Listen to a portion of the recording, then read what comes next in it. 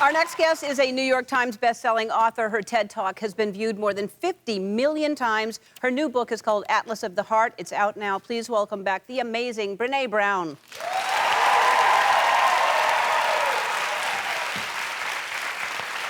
Hi, Brené.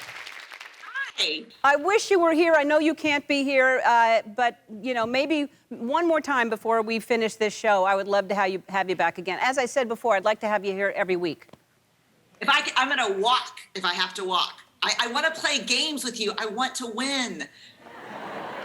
Yes, you and I are competitive, aren't we? I'm kind of scared to play pickleball with you, because I know you're playing every day, and I haven't played recently, but I bet you're good. I'm a solid A trash talker and a solid B pickleball player, but I am very competitive. I can't help it. It's a curse. Yeah. No, I am too. I think it's good to be competitive. You want to be better than you were last time. It's not necessarily about winning. It's about, doing the best you can. And winning. And winning, yes. Yeah, and winning. All right. I love this book. Let's tell everybody about Atlas of the Heart. It's been 20 years in the making, and there's kind of different sections, so explain it. So the first third of the book is really about kind of how I ended up studying emotion and the importance of language. Man, that is what blew my mind around this research. I had no idea how important language is to us. The middle section is an exploration of 87 human emotions and experiences.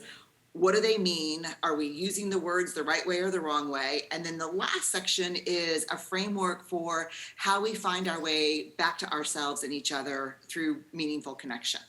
So how did you identify the words and the experiences that define who we are? This is a total researcher geek out. I started an online course that we did over probably a year, 550,000 comments, de-identified them, asked ourselves this question: what are the emotions people really struggle to name and identify, but when they finally are able to do it, it helps them move through them, heal from them. In the case of positive emotions, it allows them to invite more of them back into their lives. So that was the question we asked. We narrowed it down to 150. Then we brought in a huge focus group of therapists, counselors, and clinicians, and we had a rip, roar, and rumble around which ones really mattered the most in terms of being able to identify, and that's how we got to the 87. But when you hear 87 different emotions, and we were talking about this morning in the meeting, because you think of, joy, you think of depression, you think of anxiety, you think of, all these different things, but you break it down, like anxiety is the same thing as excitement. It just depends on how you look at it, right? That's what you say in the book. Yeah, no, it's incredible that emotions are biology. What do we feel? We call them feelings because emotions come up in our bodies first. Biography, what did we learn growing up and from culture about feeling this thing? It's behavior, how do we show up in it? And then it's backstory. What's the story behind this emotion that I'm feeling?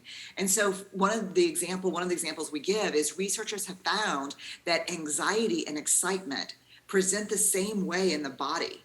And for people who label it as anxiety, their experiences ultimately are more negative than those that can label it as excitement. It's like if you were going to bake chocolate chip cookies and the taste would be dramatically different depending on the bowl that you used. Language is not just how I tell you, Ellen, how I'm feeling. The words I use shape the emotion. Right. So it's so important to get it right. Right.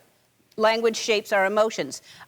It's to me interesting because sometimes, and I'll have I'm driving to work one day and I've been in the best mood all week and everything's fine, and all of a sudden I'm just sad and there's just something that I'm feeling, and I'm like, what happened? What changed? There's just obviously things that just happen where you just don't feel the same as you did yesterday, and you're wondering why. And it's so hard to pinpoint what happened all of a sudden this morning when I woke up that changed.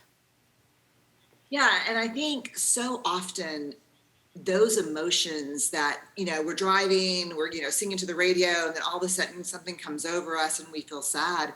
A lot of times we can just cast a net for thoughts. Like, where did my thoughts just go? What am I thinking? Because there is a connection that's unbreakable between our thinking, our behavior, and our emotion. And that kind of holy triangle, it can change in a split second. And so when I have one of those really kind of what feels like an inexplicable mood shift, the first thing I try to examine is what thought just like hijacked me in this moment. And I can usually track it back to I just thought something really crappy about something, or I just remembered, or, so I think understanding the connection between how we feel, what we think, and how we behave is like a superpower. Yeah, absolutely. And that's why this book is so great. There's so many little pieces in there. I want to talk about what emotions surprised you the most, and we'll talk more with Brene after this. We'll be back. We are back with New York Times bestselling author Brené Brown. We're talking about her latest book. It's called Atlas of the Heart. So you're an emotions researcher, which I didn't even know there was such a thing. I love when you say you study shame and you study all those, but you're an emotions researcher.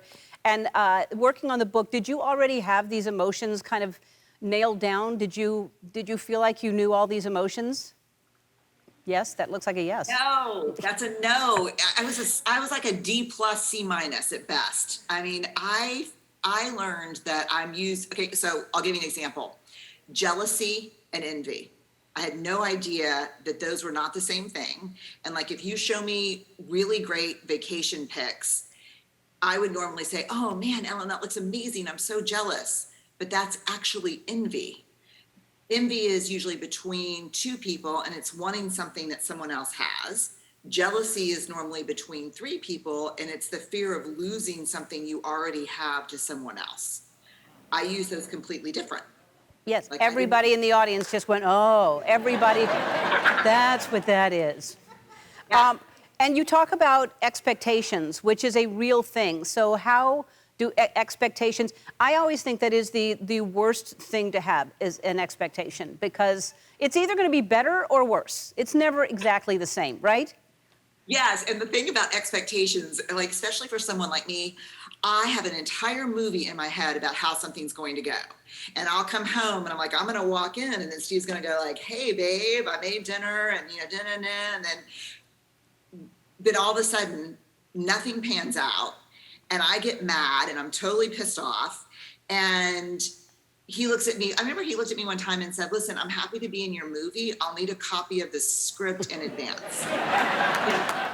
So expectations can be good, but they need to be examined and reality checked. Yes, and comparisons. I love what you say about that, which is not a good thing to ever do. Oh my God, I swim sometimes to work out. If I accidentally end up pushing off the same time as anyone else in the pool, I'm gonna race them.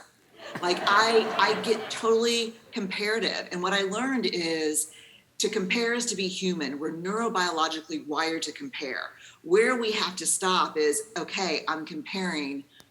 How am I going to let this drive my behavior? What am I going to choose to do with this? So it's hard to not compare, because I think it's related to survival, but we can say, hey, I'm comparing, like, don't be a jerk and race this 95-year-old woman next to you that has a That's fantastic. Oh, I love you so much. You're so fantastic. Brené's book, Atlas of the Heart, is out now. You're all going home with a copy. I love you, Brené. We'll be back.